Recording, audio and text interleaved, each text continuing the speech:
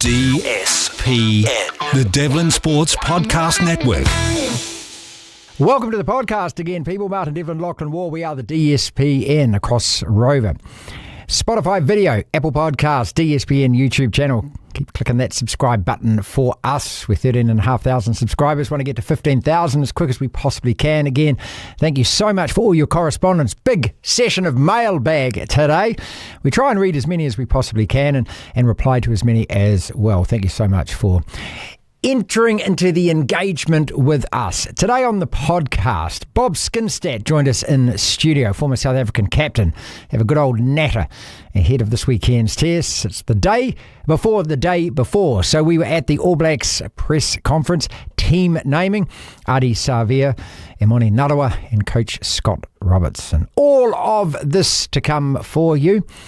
And we thought we'd begin today by taking you inside the Park Royal, where the All Blacks are staying. And that team that was announced at 12 with a couple of changes. You're also going to hear from Matthew Pearce, who's the SuperSport commentator. He's kind of like the South African Tony Johnson, if you like. Hope you enjoy. Ardie, can I kick it off asking you, I go back a little way with the Hurricanes especially, and their two names, Jerry Collins and obviously Rodney.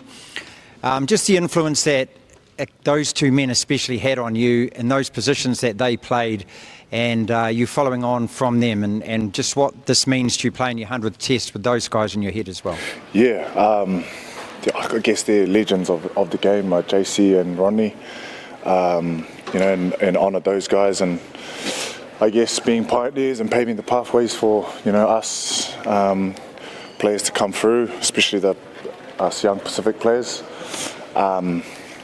But the guys that kind of had more influence for me was the guys like Rick DeVito, Jack Lamb, and Faifili Levave. They're the ones that kind of took me under their wing when I first came into the rugby scene and just looked after me. So, yeah, so many boys that kind of inspired me, but also just looked after me and made me who I am today. You're standing here ready to play your 100th test. And I'm sure that this is, you've thought a lot about this over the last few weeks as it's coming up and everything. I mean, is this the culmination of a dream to think that you'd actually reach that amount of test matches for us? Yeah, it is. I had a bit of time on the bus today just to sit back and reflect, the journey. For me, I always try and remind myself that every time I put on the black jersey, it's a blessing. And it just happens to be the 100th time this weekend, and it's another huge blessing for me. So, I'm grateful for this team, the coaches, the players, the past players and coaches, just everyone that's been part of this legacy. That's kind of who I represent and the reason why I play. Matthew Pearce calls the game for SuperSport, so he's our Tony Johnson equivalent. TJ, of course, on the podcast with us. Matthew, out of all the games that you have called, where does this one stack in terms of its importance, the record, the fact it's our two teams, everything? Yeah, it's huge, isn't it? And especially because the Springboks haven't been to Eden Park since 2013.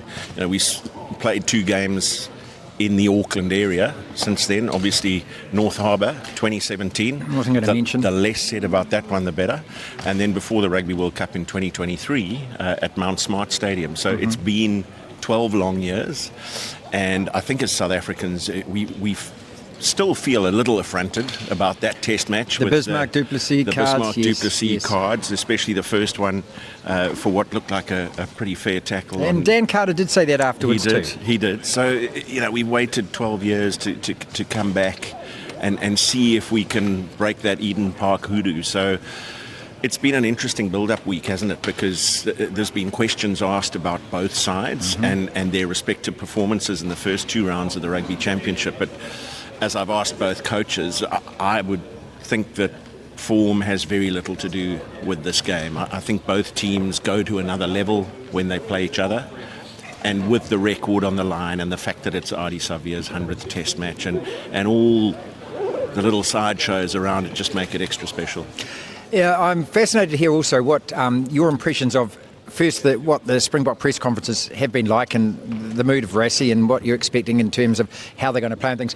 But also just coming to the New Zealand press conferences as well. And you've been to a lot of these over your life.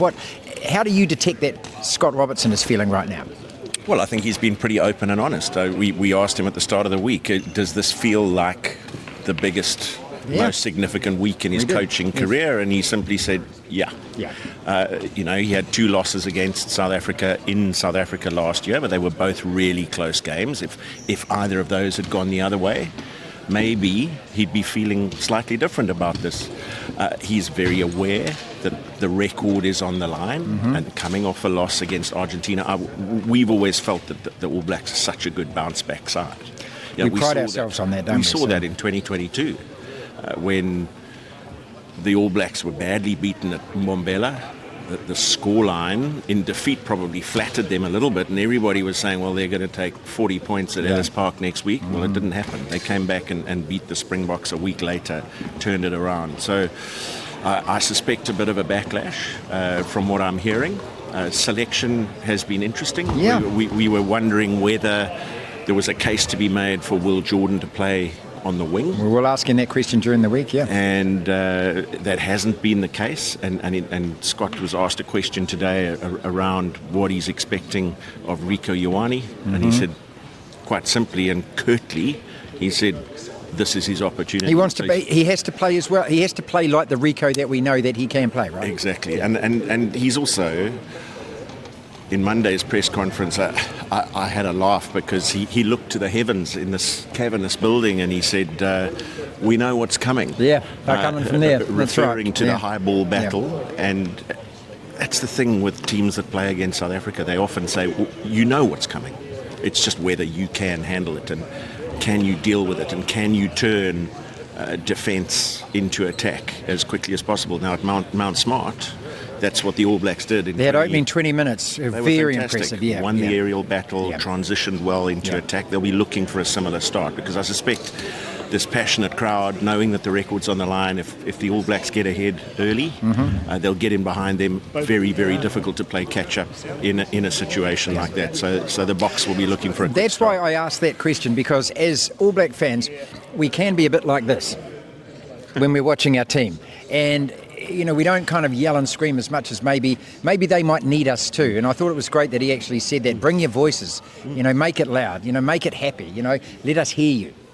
Well, we'll be hoping that they're not, with all respect. Of course, absolutely. Look, this is what I love about the rivalry, isn't it? There's so much on this, and, we can sit here and we can have a laugh out of this, and we'll have a laugh after it, but during those 80 minutes while we're sitting on opposite sides of the fence. In terms of Rassie, how have you gauged his mood? You've been to a lot of press conferences with him. How has he been this week, and can you read anything into that anyway? You can never read a huge amount into Rassie. You're never quite sure what's going on, but you do know that his preparation is exemplary. He will have had a very good look at these 2 All Black games against Argentina, had a look at the series against the French, and looked for possible opportunities that exist. He's also aware that his team hasn't fired on all cylinders. We've got a number of injuries, especially in some key positions. If you look at some of the players who are not available for this test match, particularly in the number 8 jersey. Yeah, we both got that, It's been a challenging time, and in the first 3 test matches of the year against Italy and Georgia, he deployed 46 players across 3 test matches. Wow, that's a stat. That is a stat, isn't it? And then again against Australia, made 10 changes in the starting lineup from test 1 to test 2. So there's still a fair amount of experimentation going on, but he's well aware of the importance of this result. There is a certain amount of experimentation and testing that you can do within a squad environment. But he's always said not at the expense of results. So if you look at last season, the year after they won the World Cup, they won 11 out of 13 test matches using 50 players in those 13 tests. So they did chop and change a lot, but not at the expense of results. Now they've had a bit of a setback with this loss to Australia after being 23 points to nil ahead. Yeah, that's right. Yep. And so that was a stumbling block. But these next 2 weeks have always loomed large as setting a standard for the year. Out of all the games that you've called, and as I said, we have Tony on the podcast every week, and a lot of people think you two guys are the luckiest guys. You've got the best seat in the house. I know how much work you do. I know how much preparation you do. Do you get time to enjoy it while you're actually doing this? Absolutely. Fantastic answer. I was hoping you'd say that. I know, every single one is a privilege. every single one. I've done 4 World Cups. My first World Cup was here in 2011. We lost out in the quarterfinals. We went Say hello to Bryce Lawrence. one better in 2015, losing out to the All Blacks. It was a close game too, man. Semi-final. Yeah. And then have been behind the microphone for back-to-back World Cup wins, and there's not many people who get to do that. So, in fact, there's only been, I think, me and Grant Nisbet who've had that privilege, calling 2 World Cup wins back-to-back for your own country, and that was unbelievably special. And it just reminds you of sometimes you need that bit of good fortune to be in the right place at the right time, and those sound bites, those moments in Springbok rugby history, you were there. And you can be part of that. It's an incredible thing to have, isn't it? And to be able to actually think that, your grandchildren are going to know that that's Grandpa's voice that was on that at some stage, aren't they? Yeah, brilliant, isn't it? What does your gut feel? I'm really bad at predictions, because so many things can change. I mean, the Auckland weather can change within a matter of hours. You can have, as we all know too well, between our two countries, you can have cards early in games that affect outcomes and affect the ability to play. So I'm really not good on predictions, but I do suspect with everything that's around this test match, there's only going to be a few points in it either way. How good? Very good. It's going to be fantastic, isn't it? Aren't we lucky? Yeah. Thank you so much, mate. Pleasure. Appreciate you. Pleasure. It is a selection that is going to cause, or not cause, but provoke a lot of discussion and debate, isn't it? A couple of things before I go. Tupu Vai from 6 into lock, and I think most of us have probably thought that Fabian Holland was going to be the guy right throughout the whole of the All Black season. He's on the bench. So Simon Parker, who the selectors have really wanted to get into this team, he's at 6. Big physical guy, and then you've got Wallace Satiti coming back, as we all expected when we saw him at the presser on Tuesday. Ardie on the bench playing his 100th, and then Amoni comes in for Severese, who misses out altogether. Quinn Tupaia looks as though he's kind of jumped ALB as far as the reserve midfielders go. And of course our 2 starting props, you would think, off the bench, as Newell and de Groot get the number 1 and 3 jerseys. It doesn't get any bigger than this. We have been building up for this for a week or more. We've been building up probably all year. We've always had this test earmarked, haven't we? Then, of course, there's another one in Wellington. But Saturday night, Eden Park. If you don't love sport, if you can't get motivated for this, if you can't, I can't help you. I don't know. I just can't. I just think this is just such an amazing occasion, and it is so nerve-wracking, and it just feels like it could go either way. Go on, you All Blacks. This is the kind of occasion where our team comes to play. We are, as Matthew said, the greatest team when it comes to rebounding from a loss, and when we are needing to perform. And then we're going to have to be as desperate as we were against Ireland in that quarter-final. Go with that attitude, a refuse-to-lose attitude. We'll be live at the end of Eden Park with a post-match, and then Sunday a round table as well, as we take in absolutely everything about what should be, and we hope is an epic test match. This is the DSPN.